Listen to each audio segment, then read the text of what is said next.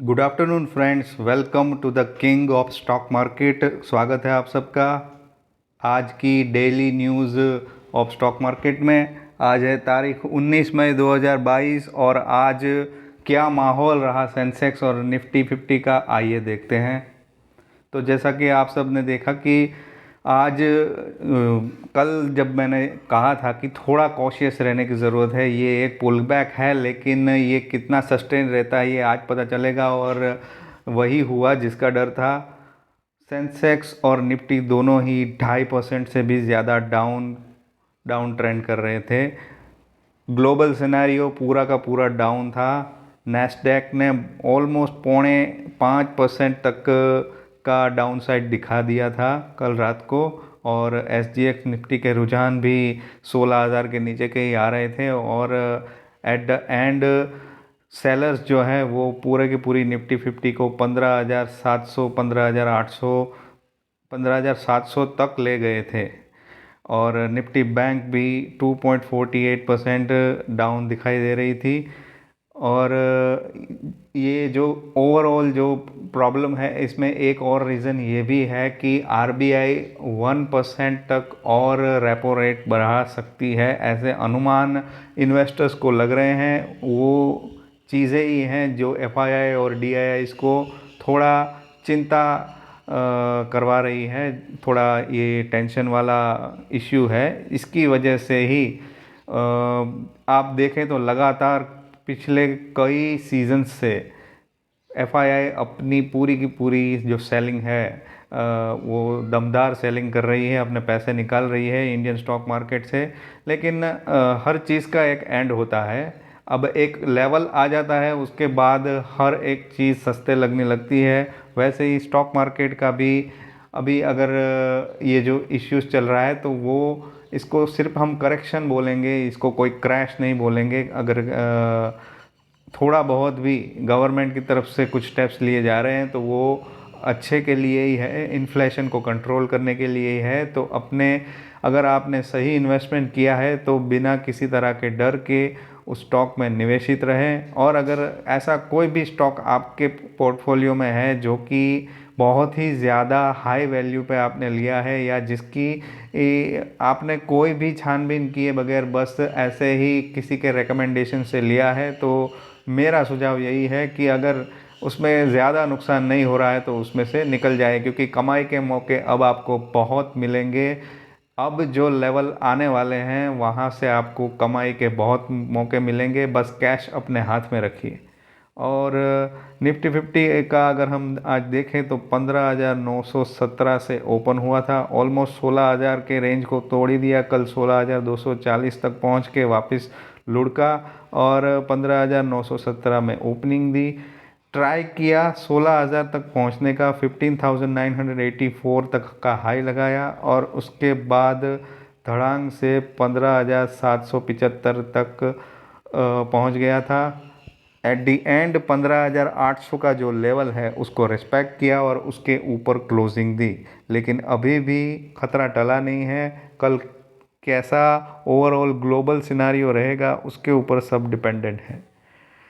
अगर हम चार्ट में देखें तो 16,000 का जो एक अच्छा सा सपोर्ट था वो आज निफ्टी 50 ने गंवा दिया है।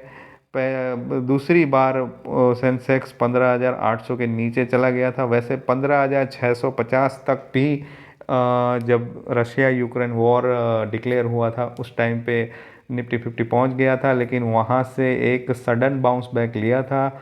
होप करते हैं कि इस बार भी ऐसा हो। अगर नहीं होता है तो आपको नज़दीकी फ्यूचर में 15,200, 15,000 तक के लेवल्स भी देखने को मिल सकते हैं। Be mentally prepared. अब बात करते हैं वो सेक्टर्स की जो आज बहुत ही ज़्यादा गिरावट दिखा रहे थे, जो थे IT सेक्टर। आपको अंदाज़ा ही होगा, रुपीस का वैल्यू बहुत ही ज़्यादा ऑल टाइम लो पे है। अब जो भी IT सेक्टर से जुड़ी कंपनियां हैं जिनका बिजनेस US में है, और ओवरऑल जो करेंसी बेस पे बिजनेस है IT सेक्टर का, तो उसको ज़्यादा इम्पैक्ट पड़ा है।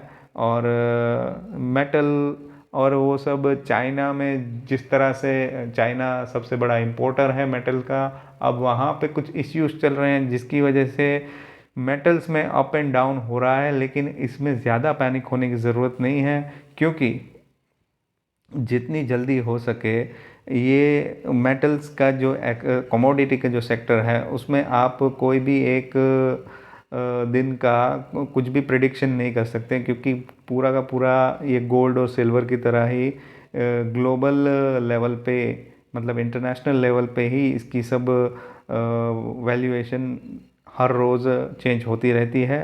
तो जो लोग भी सेफ और अच्छी कंपनी में, मेटल के रिलेटेड कंपनी है जैसे टाटा स्टील है, स्टील अथॉरिटी है, हिंडाल्को है, अब ये कितने सालों पुरानी और बढ़िया कंपनी हैं, रोज़ इसमें अप डाउन होते रहते हैं। इसकी वजह से किसी को भी डरने की ज़रूरत नहीं है। अगर आपने फेयर प्राइस पे किसी भी कंपनी का शेयर लिया है तो बहुत ही बढ़िया शेयर है, अपने कंपनी में निवेशित रहें।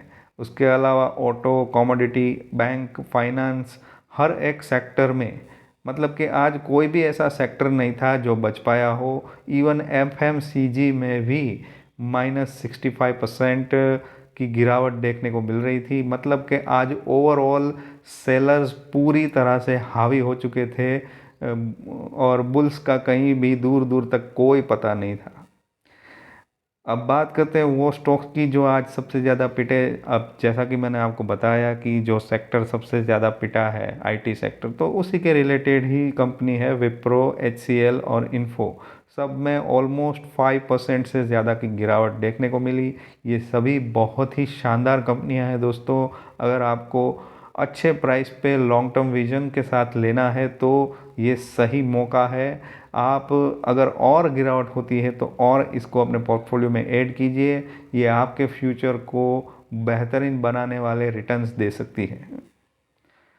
और इस पूरी की पूरी जो गिरावट का जो माहौल था उसमें भी ITC ने ऑलमोस्ट 3% से ज़्यादा का रिटर्न दिया। अब ITC ने ये रिटर्न इसलिए दिया क्योंकि कल ITC का रिज़ल्ट आया और रिज़ल्ट बहुत ही शानदार आया। रेवेन्यू, प्रॉफिट, हर एक चीज़ में overall year on year growth देखने को मिला। तो इन्वेस्टर्स, वैसे भी ITC काफ़ी सेफ इन्वेस्टमेंट माना जाता है। इसमें मार्केट के हिसाब से बिल्कुल नहीं चलता है। ये अपने जो भी एक डिसेंट इन्वेस्टर्स हैं वो कभी भी ITC को अपने पोर्टफोलियो से बाहर नहीं निकालते हैं। तुरंत इसमें बहुत ही ज़्यादा सेलिंग नहीं होती, तुरंत ही इसमें बहुत ही ज़्यादा बाइंग नहीं होती। एकदम स्टेबल एंड सेफ शेयर है। उसके अलावा डॉक्टर रेड्डी और पावर ग्रिड में आपने कल देखा कि थोड़ा बहुत गिरावट था। इसकी वजह से ही आज उसमें माइनर सा एक बाउंस बैक देखने को मिला। अब कल मार्केट में अगर थोड़ी सी भी तेज़ी आती है, मतलब 16,000 को वापस टच करने की निफ्टी ट्राई करेगा, तो मुझे लगता है कि पावर ग्रिड में और भी ज़्यादा आपको अपसाइड दिखाई दे सकती है, क्योंकि ओवरऑल अब पावर ग्रिड अपने 200 एक्सपोनेंशियल मूविंग एवरेज के ऊपर चला गया है और इसके साथ इन्वेस्टर्स को काफ़ी अच्छी एक्सपेक्टेशन है, बहुत ही फेयर प्राइस है। तो यहाँ से मुझे लगता है कि इसकी अपसाइड के चांसेस बहुत हैं। लेकिन कल बाज़ार कैसी खुलती है उसके ऊपर पूरा का पूरा आधार रहता है। अब बात करते हैं NSE के वो सुपर हीरोज़ की जो ऐसी भयानक गिरावट के बीच में भी ज़बरदस्त रिटर्न लाके दे रहे थे। इसमें पहला नाम है नवा भारत वैन, जिसमें 17% से भी ज़्यादा की आज अगर कोई तेज़ी से चल रहा है दोस्तों, मतलब वो ऐसा नहीं है कि अच्छे शेयर्स हैं। देखिए, कई बार ऐसा होता है कि निफ्टी 50 और जो सेंसेक्स हैं उसमें जो भी कंपनियां हैं जिसको फ्री फ्लोट के बेस के ऊपर एक उसका कैलकुलेशन का मेथड है, उसके बेस के ऊपर कुछ कंपनियां, 50 कंपनियां या 30 कंपनियां उसको लेकर एक इंडेक्स बनाया होता है और उस पर ज़्यादा इस पे रिलायबल उसी कंपनियों पे ही रहते हैं। अब ज़रूरी नहीं है कि वो सब डाउन चल रही है तो मतलब पूरा का पूरा मार्केट डाउन हो रहा है।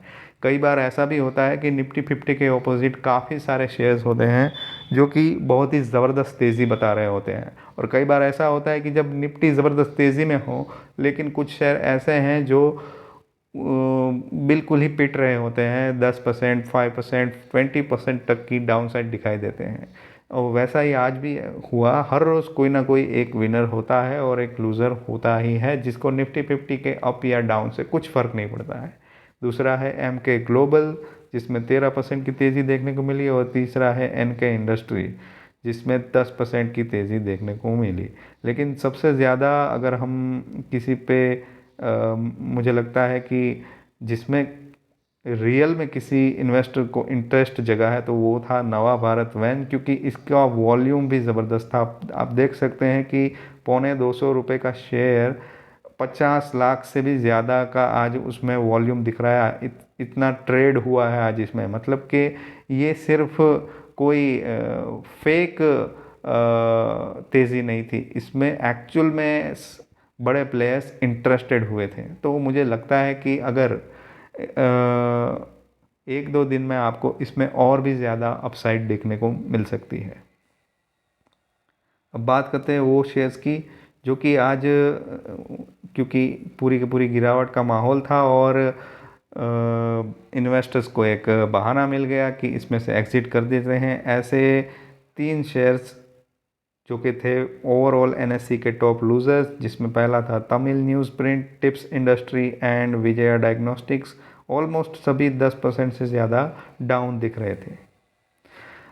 और जितना भी अगर आप देखो निफ्टी 50 का पूरा माहौल आप देखो, तो आज हर हर एक फील्ड में सेलिंग ही सेलिंग चल रही थी। अब ये इसे पैनिक भी कह सकते हैं या इसे वो लोग कह सकते हैं जो कि स्मार्ट इन्वेस्टर्स हैं। स्मार्ट इन्वेस्टर्स वो हैं जो ऐसे भयानक गिरावट के माहौल में निकलते हैं और फिर अपनी फ्रेश पोजीशन भी आज के आज ही बना लेते हैं at the end of the day या फिर कल मॉर्निंग में, क्योंकि उनको पता है कि अब वो लेवल आ गया है जहाँ से हम नीचे की साइड एक्सपेक्ट नहीं कर सकते, जहाँ से सिर्फ ऊपर की साइड ही एक्सपेक्ट कर सकते हैं।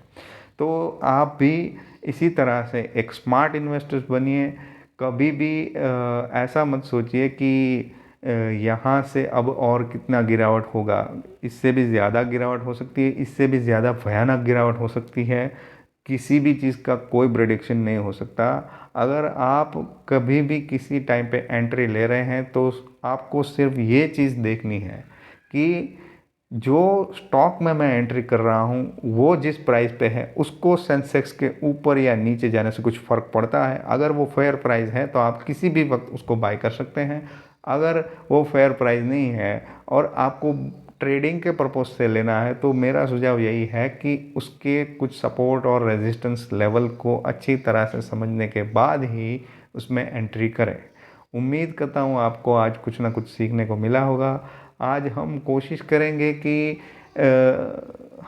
कोई एक ऐसा मतलब भयानक गिरावट होती है और आप लोग बस देखते ही रहते हैं, कुछ ना तो खरीद पाते हैं ना ही कुछ बेच पाते हैं।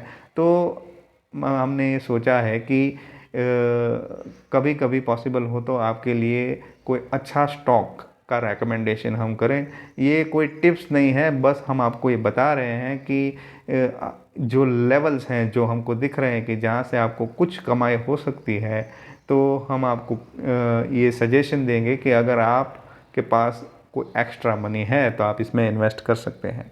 तो उम्मीद करता हूँ कि आज का जो भी पूरा का पूरा सिनेरियो है उसमें से आपको कुछ सीखने को मिला होगा।